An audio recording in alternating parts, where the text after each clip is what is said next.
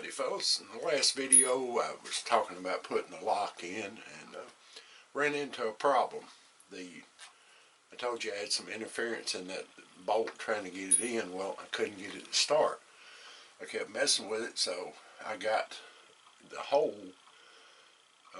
walled out just a little bit here, but then I got to looking, the hole that goes through the tang on this thing, which serves as a recoil lug, everything was just a little bit off center, just enough it was keeping that lock bolt from engaging the threads in the lock. So I had to take the barrel all the way back out and solve that problem, and I got it back in there. So the next step would be moving on to the trigger guard, which gave me just a little bit of a fit. It was just a little bit sprung, and it seems like the more I tried to get that tension out of it and sprung, the worse it was making it. So I decided, okay, to run with what I had.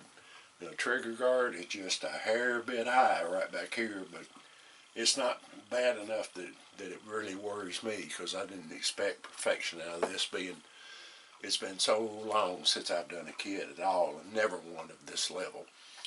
But the neat thing that comes with this kit is a little bitty guide. I hope you can see this good on the video.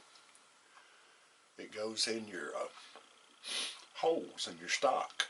So what that does, comes with a tiny drill bit. You see that thing, how small that is? When you put it in, they also send this, a little collet that you put that drill bit in and tighten it down, and then you run the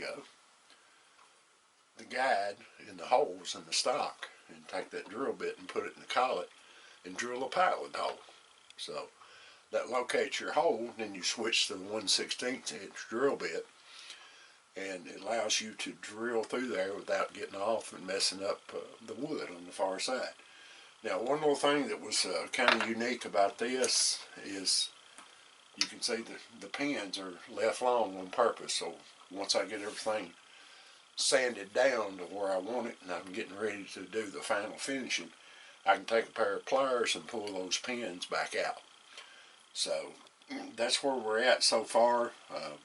Like I said, I'm not terribly concerned with that being a little bit high right there. You know, I'm probably going to botch, not really botch, but kind of not get something perfect from here on out too. But thing of it is, this will be something that I built, not something I had somebody else build or some factory kit or factory gun that I bought. Thanks for watching. God bless you. Keep your powder dry. Mind you, top knot pilgrim.